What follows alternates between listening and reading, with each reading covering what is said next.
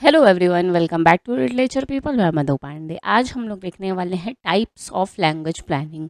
Language planning क्या होता है ये ऑलरेडी मैंने एक वीडियो में बता दिया है, तो शुरू करते हैं। तो फर्स्ट है स्टेटस प्लानिंग।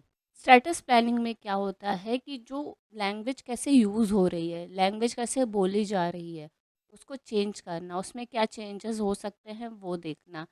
कुछ लैंग्वेज या डायलेक्ट्स को ऑफिशियल लैंग्वेज बनाना किसी जगह की। ज़्यादातर स्टेटस प्लानिंग जो होती है वो राइटिंग सिस्टम बनाना होता है, उसको कैसे लिखा जाएगा, जो कि लैंग्वेज ऑलरेडी बोली जा रही है, जो कि लैंग्वेज ऑलरेडी बोली जा चुकी है। इसमें ज़्यादातर लैंग्वेज में चेंज और वैरायटी जो होती है उस पर ध्यान दिया जाता है। इसमें ऑफिशियल नेशनल लैंग्वेज पे ध्यान दिया जाता है, कौन सी लैंग्वेज ऑफिशियल होंगी, कौन सी नेशनल होंगी, ये सब चीज़ें। कौन सी लैंग्वेज को ऐड किया जाए, कौन सी लैंग्वेज को डिलीट किया जाए, रिलीजियस लेवल पे कौन सी लैंग्वेज यूज़ की जाएगी, एजुकेशन सिस्टम में कौन सी लैंग्वेज यूज़ की जाएगी, इस तरीके की चीज़ें। इसका मैं पूरा ये लगा दे रही हूँ तो लिखने के भी काम में आएगा। दूसरा है कॉर्प्स प्लानिंग। कॉर्प्स मतलब क्या होता है, ये वर्ड का मतलब क्या होता है? A collection of written text, especially the entire works of a particular author or a body of writing on a particular subject। मतलब किसी एक जने का पूरा काम, उसका लिखा हुआ पूरा वर्क। कॉर्प्स प्लानिंग में नए वर्ड्स बनाए जाते हैं, एक्सप्रेशंस बनाए जाते हैं, या फिर जो पुराने वर्ड्स होते हैं उनको कह सकते हैं हम नई मीनिंग दी जाती है। कॉर्प्स प्लानिंग में एक स्टैंडर्ड क्रिएट किया जाता है लैंग्वेज के लिए, जैसे कि स्पेलिंग, ग्रामर, डिक्शनरीज बनाना। लिंग्विस्टिक प्योरिटी ज़रूरी है, मतलब भाषा की जो प्योरिटी है वो ज़रूरी है। लिंग्विस्टिक प्योरिटी के लिए किसी भी भाषा पे फॉरेन जो इन्फ्लुएंस होता है, बाहर का जो इन्फ्लुएंस होता है, उसको अवॉइड करना होता है।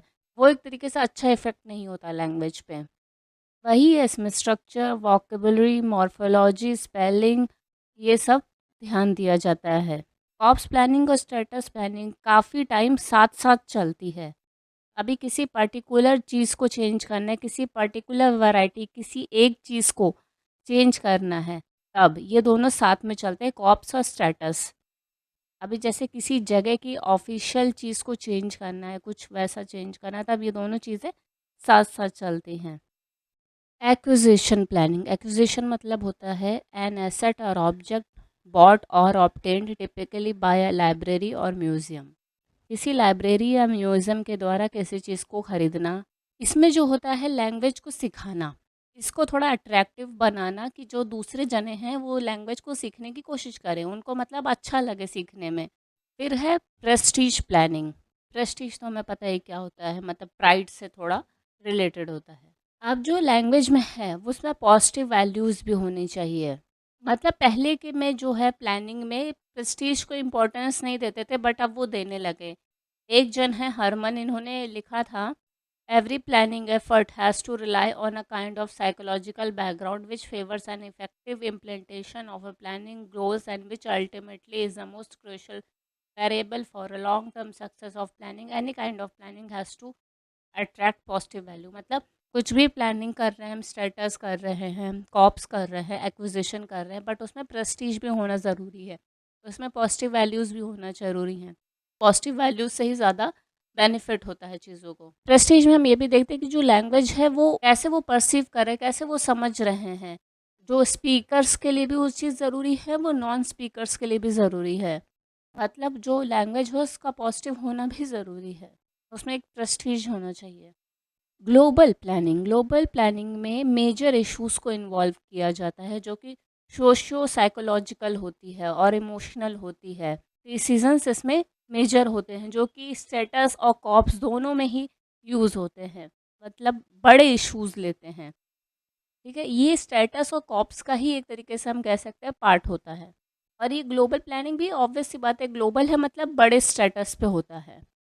लोकल प्लानिंग जो होती है, जो प्रॉब्लम्स होती हैं वो मतलब छोटे ग्रुप्स में होती हैं, लोकल और सिंगल इंस्टीट्यूशंस लेवल पे होती हैं। और उसकी जो प्रॉब्लम होती है वो लिमिटेड होती है, मतलब अब छोटा ग्रुप है तो उसकी जो प्रॉब्लम होगी वो लिमिटेड होती है। तो जो लोकल प्लानिंग है उसके चांसेस ज़्यादा बढ़ जाते हैं इन कंपैरिजन ऑफ ग्लोबल। अब जो बड़े लोगों में अगर हम चेंजेस लगा लाते हैं वो चेंजेस को जल्दी फॉलो नहीं करते, बट अगर 4 लोगों में हम वो चेंजेस लाएँगे तो लोग फॉलो करने के ज़्यादा चांसेस होते हैं। तो ये वीडियो मैं यहीं पे एंड करती हूँ।